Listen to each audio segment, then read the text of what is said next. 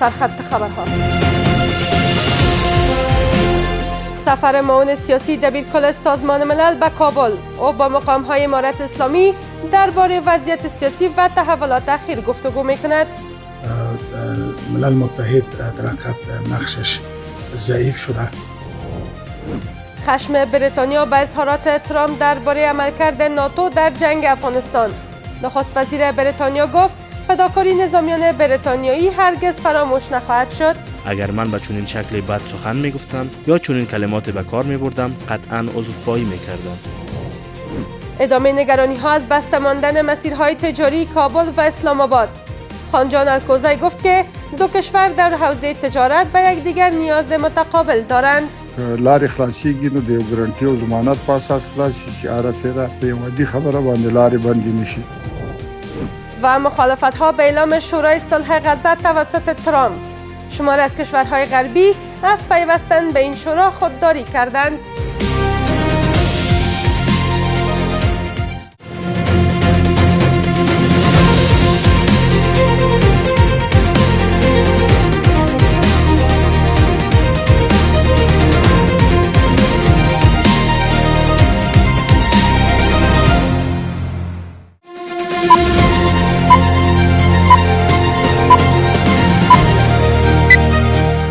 سلام، وقت شما بخیر. با مجموعه خبری این ساعت از میز خبر خوش آمدید. امروز شنبه 4 دلت 1404 هجری خورشیدی است که برابر می شود با 24 جنوری 2026 میلادی.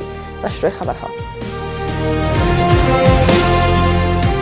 روزماری دیکارلو، معاون سیاسی دبیرکل سازمان ملل و مسئول پیشبرد روند دوحه درباره افغانستان صبح امروز وارد کابل شد. به گفته منابع آگاه انتظار می رود دیکارلو با مقام‌های امارت اسلامی درباره وضعیت سیاسی، تحولات اخیر و همکاری‌های میان کابل و سازمان ملل گفتگو کند.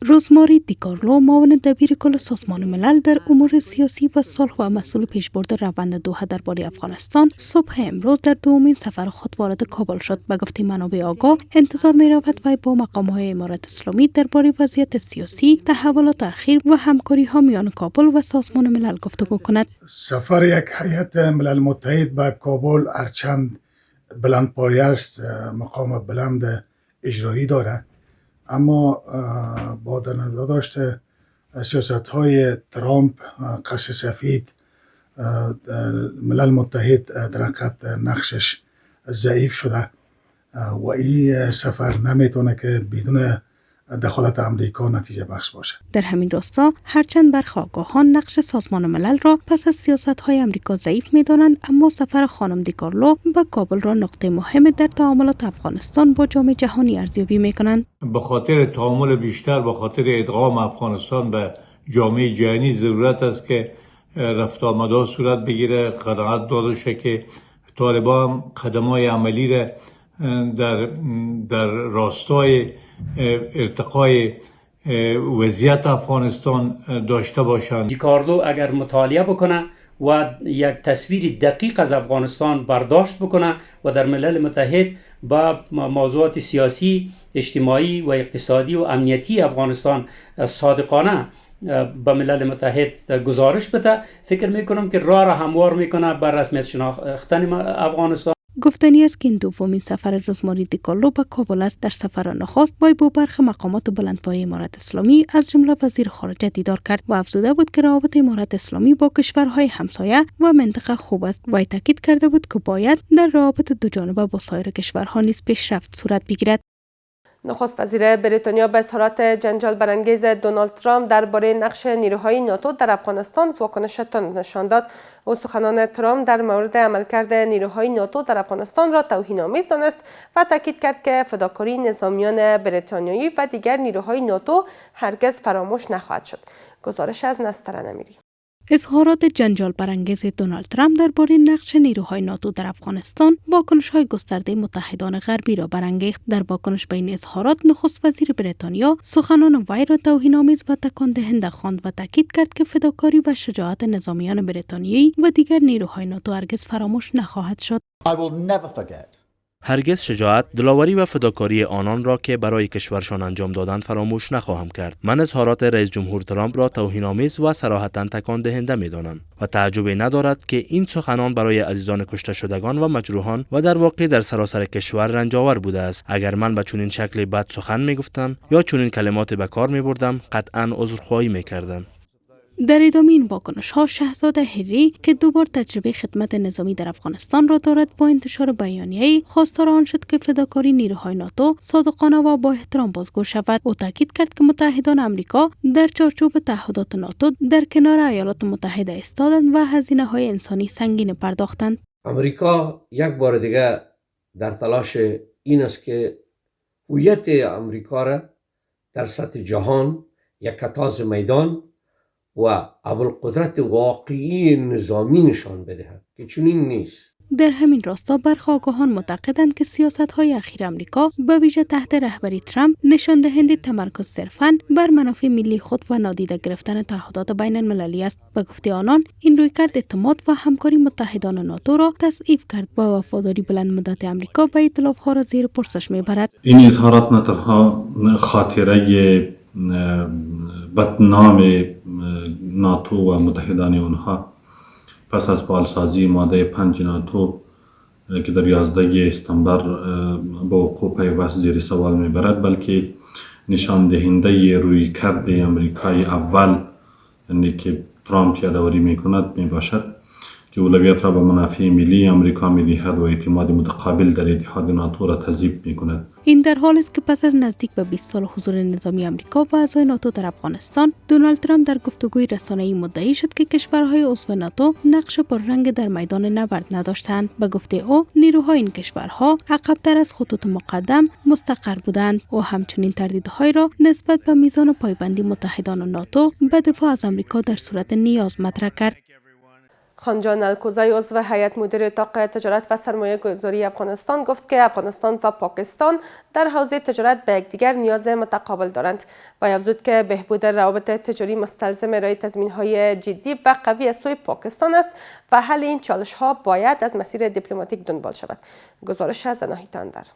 خانجان الکوزی، عضو هیئت مدیره اتاق تجارت و سرمایه گذاری، در گفتگو با خبرگزاری آفاق با اشاره به چالش‌های تجاری میان افغانستان و پاکستان میگوید که هر دو کشور در راستای تجارت به یکدیگر نیاز دارند. آقای الکوزی با اشاره به پالیسی امارت اسلامی افزوده است که برای بهتر شدن تجارت میان دو کشور، پاکستان باید تضمین‌های جدی و قوی برای افغانستان بدهد و خواستار حل این چالش از طریق دیپلماسی شده است.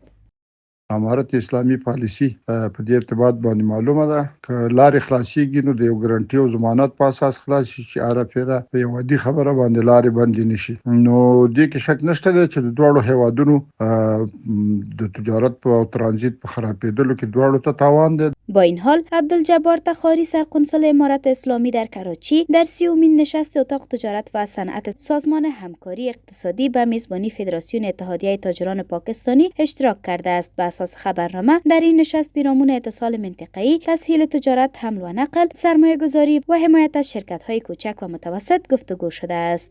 باید به پل دوستی، پل صفا، صمیمیت، برادری بین دو ملت کاشت بکنیم و تجارت به شکل اساسی، به شکل روزی رسانی، به شکل یک سفره مردم که یک اشتغال، یک کار ایجاد میشه، روزی میرسه، همه مردم دعا میکنن. همزمان با این، آگاهان اقتصادی تاکید میکنند که ثبات و پیشرفت بدون همکاری سازنده با همسایگان ممکن نیست. به گفته آنان، توقف تجاری به زیان هر دو کشور به ویژه پاکستان تمام می شود. فقط سیاست‌های تعامل میتونه که در هم عرصه ها را هموار بسازد. بدون شک ما هم نمیتونیم جغرافیای خود تبدیل بکنیم و پاکستان هم نمیتونه جغرافیای خود تبدیل بکنه. بنا نیاز است که یک تعاملات خوبتر اقتصادی و سیاسی در منطقه رقم بخوره که ما بتونیم تجارت خود به شکل نرمالش پیش ببریم. این در حال است که پس از درگیری میان افغانستان و پاکستان نزدیک به 4 ماه می شود که تجارت میان افغانستان و پاکستان متوقف شده است. در پی ریزش برف سنگین در پایتخت و یخبندان جاده ها، نماینده شهرداری کابل میگوید که بسیاری از مسیرهای اصلی شهر پاککاری شده و تلاش ها برای پاککاری برخی دیگر از جاده ها جریان دارد و از باشندگان پایتخت خواست که برف بام خود را در سرک ها نیندازند و در جاهایی که امکان جذب آن وجود دارد بریزند. شهرداری کابل هم از پریشب کارهای خود را آغاز کرده و دیروز هم مکمل مسیرهای اصلی شهر باز کرده. هنوز هم نکاتی مانده که باز نشده و پرسنل شورولی کابل با جدیت تمام برفا را از سرک‌ها پاک میکنه. همکاری مردم را خواهان هستیم. و در خارج از کشور اعلام شورای صلح غزه توسط دونالد ترامپ رئیس جمهور آمریکا با موج از واکنش‌های مثبت و منفی جهانی مواجه شده است. چندین کشور به شمول کشورهای اسلامی و عربی به عضویت این شورا پیوستند و در مقابل شماری از کشورهای غربی و متحدان کلیدی آمریکا از پیوستن به این شورا خودداری کردند. دونالد ترامپ رئیس جمهور آمریکا در مجمع جهانی اقتصادی در دائوس سوئیس شورای صلح غزه را معرفی و منشور تأسیس آن را امضا کرد. تشکیل این شورا با موجی از واکنش‌های مثبت و منفی مواجه شده است. با وجود آن که تاکنون حدود 60 دولت برای پیوستن به این شورا دعوت شدند، تنها شمار محدودی از متحدان غربی واشنگتن به طور علنی به آن پاسخ مثبت دادند. در میان کشورهای عضو اتحادیه اروپا تنها مجارستان و بلغارستان تا این لحظه این منشور را امضا کردند. در این میان بریتانیا در زمره کشورهای قرار دارد که از امضای سند شورای صلح درباره غزه خودداری کرده است. موضوعی که از تداوم شکاف‌های سیاسی در مواجهه با بحران غزه حکایت دارد. در همین حال نخست وزیر اسپانیا در پایان نشست سران اتحادیه اروپا در بروکسل اعلام کرد که کشورش به شورای صلح تازه تأسیس دونالد ترامپ نخواهد پیوست. ما از این دعوت قدردانی می کنیم اما آن را نمی پذیریم. این تصمیم را اساساً و در جوهره و منظور حفظ انسجام اتخاذ کرده ایم. این موضوع با نظام چند جانبه گرایی، چارچوب سازمان ملل متحد و حقوق بین الملل همخوانی دارد. تشکیلات خودگردان فلسطین در ترکیب این شورا لحاظ نشده است. در میان امضا کنندگان این منشور نام کشورهای چون آرژانتین، پاکستان و اسرائیل به چشم می‌خورد. همچنین شماری از کشورهای عربی از جمله عربستان سعودی، مصر، اردن، امارات متحده عربی و قطر نیز به این ابتکار پیوستند. در مقابل روسیه و چین دو رقیب اصلی واشنگتن هرچند برای عضویت در این شورا دعوت شدند اما تاکنون تعهد قطعی برای پیوستن به آن ارائه نکردند. ولادیمیر پوتین در دیدار با محمود عباس رئیس تشکیلات خودگردان فلسطین گفت که کشورش آماده است $1 میلیارد از دارایی‌های مسدود شده روسیه را به شورای صلح غزه تخصیص بدهد. شماری از آگاهان روابط بین الملل به نتیجه بخش بودن شورای صلح غزه به دیده تردید نگریسته و میگویند که با توجه به تحریک‌های مکرر اسرائیل در مرحله اول، مرحله دوم توافق آتشبس غزه نیز پر ریسک و شکننده است. اگر از اسرائیل تضمینات بین المللی گرفته نشود و بالای آن فشار وارد نشود، طبعا در مرحله دوم خطر شکست کامل این توافقنامه به نظر می رسد. باید منتظر بود که در این حالت یک شکننده که مرحله اول داشته نیروهای حماس چگونه عکس‌العمل در مقابل این مسئله نشان میدن. در صورتی که این مسئله خلسلا را قبول نکنند، ادامه وضعیت میتواند با وجود و حضور نیروهای نظامی بین المللی را هم به خطر مواجه بسازد که مثلا شاید بتواند باز هم مرحله دوم را به بحران بکشد. رئیس جمهور ایالات متحده پس از اعلام تشکیل این شورا پیشنهاد داد دامنه فعالیت‌های آن گسترش یابد و رسیدگی به بحران‌ها و مناقشات در دیگر نقاط جهان را نیز در بر گیرد. ترامپ تاکید کرده بود که شورای صلح می‌تواند فراتر از مسئله غزه عمل کرده و موضوعات دیگری را نیز پوشش بدهد. با این حال بسیاری از تحلیلگران این ابتکار را تلاشی برای تضعیف نقش و جایگاه سازمان ملل ارزیابی می‌کنند. در مقابل سفیر آمریکا در اسرائیل بارد این نگرانی‌ها اعلام کرده که شورای صلح می‌تواند به کارآمدترین سازوکار برای حل و فصل بحران‌ها بدل شود و ادعاها درباره جایگزینی آن با سازمان ملل بی اساس است. سپاسگزاری میکنم از همراهی شما تا این دم. به همین ترتیب رسیدیم به پایان مجموعه خبری این ساعت از میز خبر. تا دیدار بعد بدرود.